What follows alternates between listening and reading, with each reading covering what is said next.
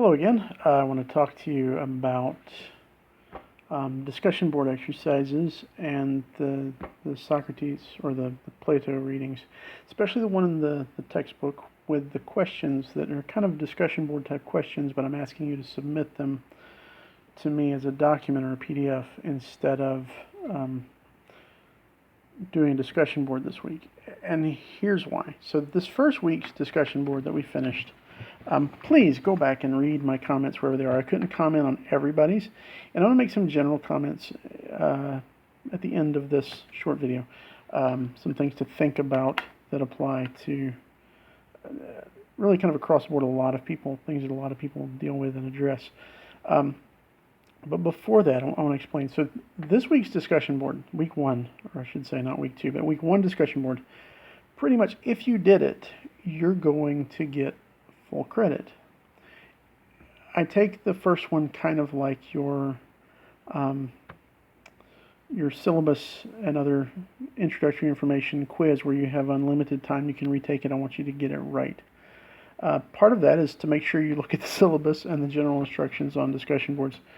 Part of that is to kind of give you an initial boost in your quiz score in case you have trouble later on. This first discussion board, it gives me a chance to meet you in some sense, to see where you're coming from philosophically, where your thinking is, so that I can know what I'm starting with as I start to explain things. It also can give you kind of a boost because I'm not looking for you to just be able to jump in and really engage in philosophical discussion. Kind of along the lines of the laws of thought and the syllogisms and such like that you see in week two. I don't expect you to come in week one knowing any of that, and really even if you've read that, that's going to take practice. So week one, if you did it, if you gave me your philosophy in anything of a paragraph or more, and it looks like you tried, you put some thought into it, you're going to get full credit. It's kind of give you a boost on that first discussion board exercise. The problem with that is that it really doesn't help you learn how to do better on future discussion board exercises. So that's what the week two thing is about. I don't do it in a discussion board format because this is really to help you learn how to do your initial post. Now I have these 5 questions in your week 2 assignment that's going to count for your discussion board this week. Usually in a discussion board format, right? So the first question is, what are 2 competing not Socrates views of definitions of justice or right action in this article in your textbook from Plato? And the second question is, what is Socrates' view? Now, if we were writing this in a discussion board, after 2 or 3 people did that, it would be pointless for everybody to keep writing that, right? I mean, if we were having a class discussion, and I said, what's Socrates' view of justice? And somebody raised their hand, and they got it right, or they got it partially right? And so they gave me part of it. I said, this is good, what else? A second person raises their hand, right? Oh, me? Oh, yeah, you got the second part, right. So we understand what Socrates said. What are we going to do about that? I go into question 3. Do you find these ideas compelling? If you raise your hand and said, Socrates said, yada, yada, yada, well, okay, we've already discussed that for several minutes here. We're moving on to part number 3.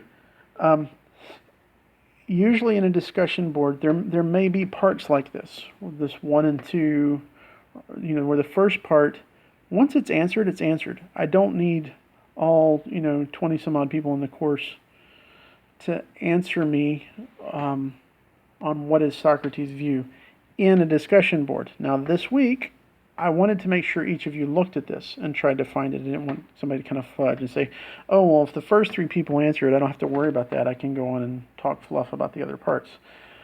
So this week, I'm not, there's no chance of you getting away with that. It's to kind of teach you how to do a really good initial post. So there are 5 parts to the question, and you need to try to do that all, but you're just going to submit it to me. It's not on a board where everybody's going to read it because I want you to find it yourself. Okay, so this is important for learning to do an initial post. And what I'm looking for in these posts is that to really push you to define things, right? To explain them and connect them, to think through what are the implications. If you say this, then what does that mean about this? Now, you'll notice, not real hard on it, but in the responses that I do make in the first week's discussion board, it's oftentimes I'm asking, like, have you thought about where this would lead, right? If that's the case, isn't this a problem? I'm asking those kind of questions. I'm getting you to try to delve deeper. I'm not trying to pick on you or give you a hard time. So there again, look at my responses to people. That said, this week you're not going to have responses. And this is very important to keep in mind too as we move forward. And I will hit this point again as we step into weeks 3 and 4, where we're discussing objective versus relative ethics to a great extent. We'll spend 2 weeks on that. That'll be a full-fledged online discussion board discussion with responses.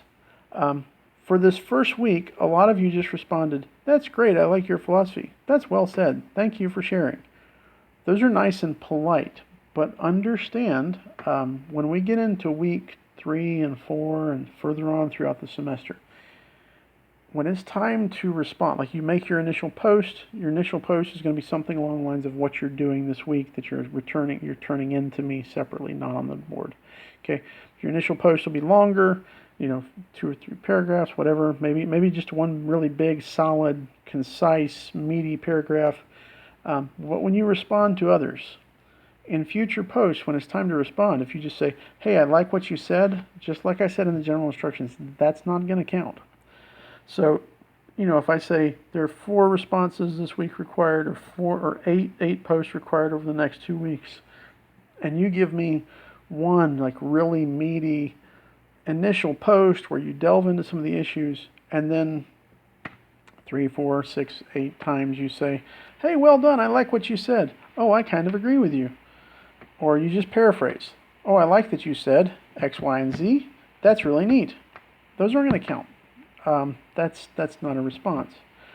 Those are fine introductions. "I like what you said when you said this. Have you thought?" Or, "I was also thinking that this would go along with that." Or, "Have you dealt with the implications of that?" Or, "I'm not sure what you mean by this. Could you explain further?" To get people thinking, to create, to have deeper thoughts yourself, to challenge, right? Don't just look for the posts that you agree with so you can say, "Hey, I like that, I agree." Look for the ones you disagree. Be polite. We're not trying to be mean or aggressive or accusative or threatening or insulting. That's quarreling. That's inappropriate. That's not what we're looking for here. We're looking for the ability to really argue and discuss and debate and to come to some form of well thought out conclusion about what is right, what is wrong, how should we behave. So that's what we're looking to do with week 2s, is to help you learn how to write a really good initial post dealing with the substance of the class material.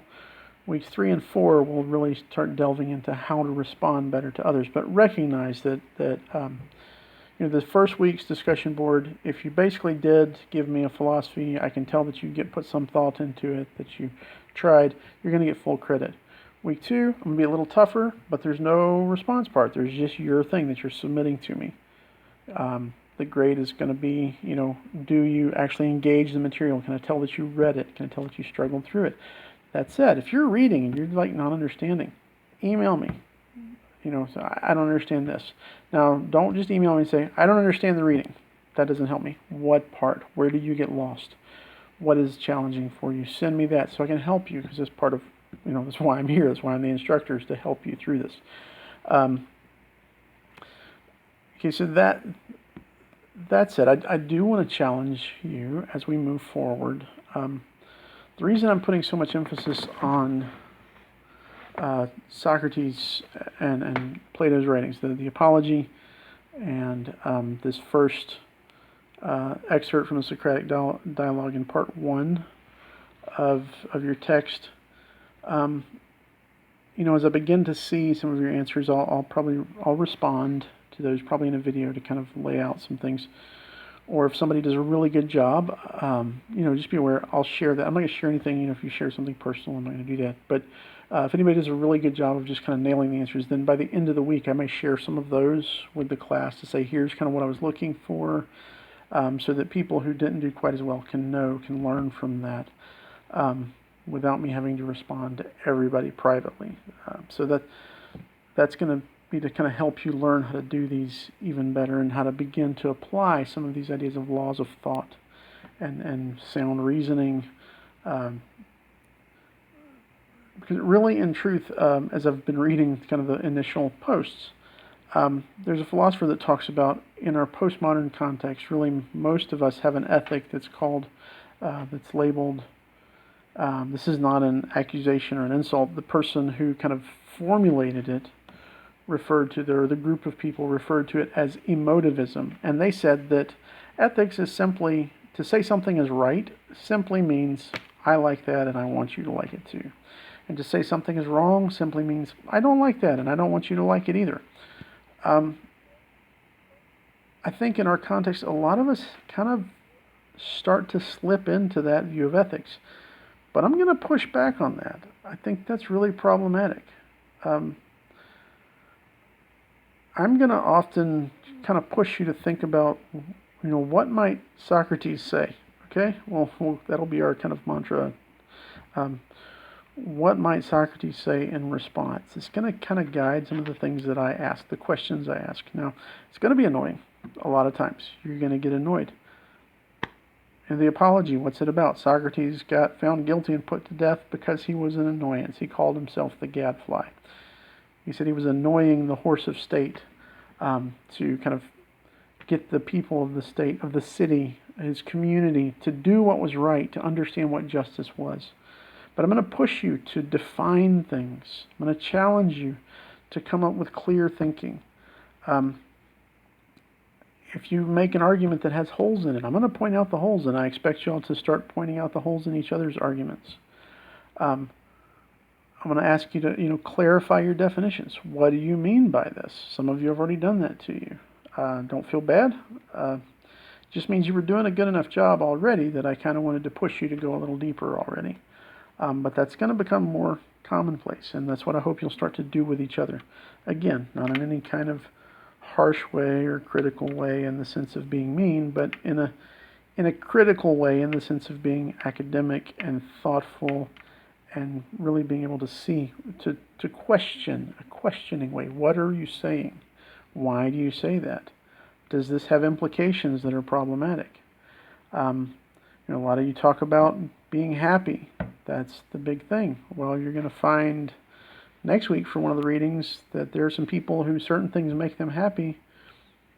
We're going to ask, is being made happy by that good enough to make it right? Or are there objective values that say, no, you just can't do that. You can't torture people for pleasure. If you get some kind of sick pleasure out of that, it's sick, and you can't do that. It's wrong to do that. There have been people in the world at times, total sociopaths, that get happiness from watching others and creating suffering in others.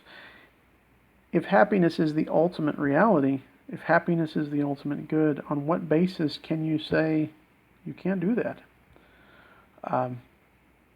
So that's the kind of thing I'm going to push back on, is on what basis can you say anything is wrong? Can you say anything is wrong? I think to have a stable society, we have to be willing to say, yes, some things are just always wrong for all people at all times, at all places.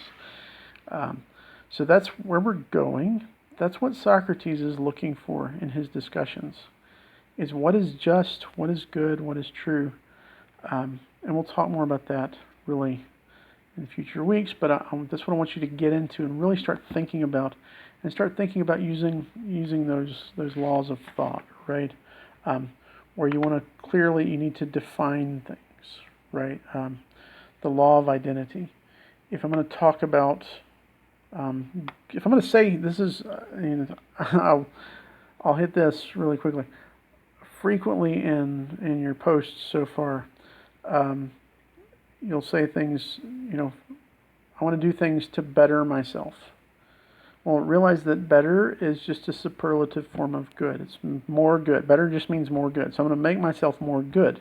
If you're going to make yourself more good, you have to know what good is. Well, what is good? Right? This is a question. What is good? How do you know you're going to make yourself more good? You have to know what good is. You can't just say good is good.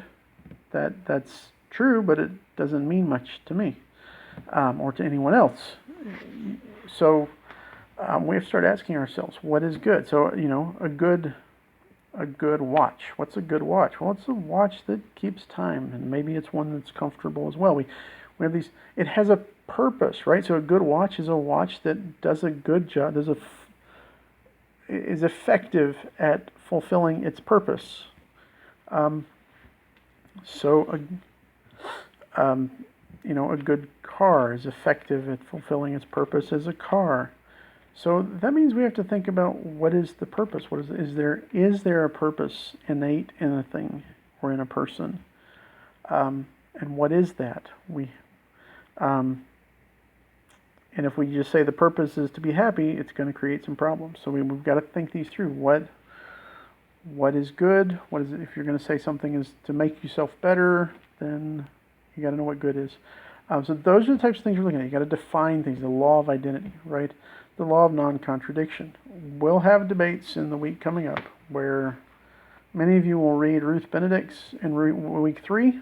Ruth Benedict is one of the philosophers, or she's actually an anthropologist, and she talks about ethics are just social norms.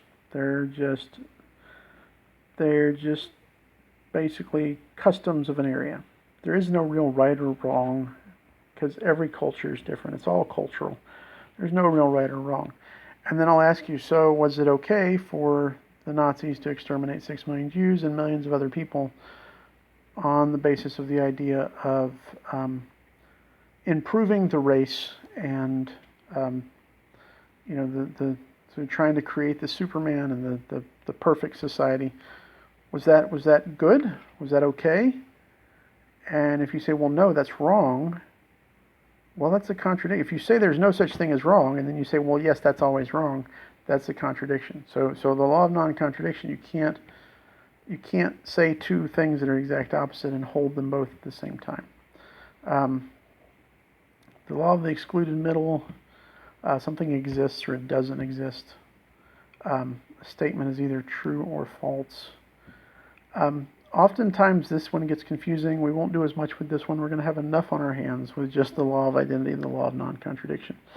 But we may delve into that. But I want you to start thinking in these terms. As you say things, think about the implications of what you say. As you make a statement, ask yourself, what might Socrates say if I said this to him about this question? Based on what you see of him in his willingness to kind of be a nuisance, to keep asking you to define things, to keep asking for consistency. If you believe this is true, then this can't be true because those contradict. I need you to look for that. So that's what we're looking for. That's what we're trying to move towards. That's why we're doing this the way we're doing it this week.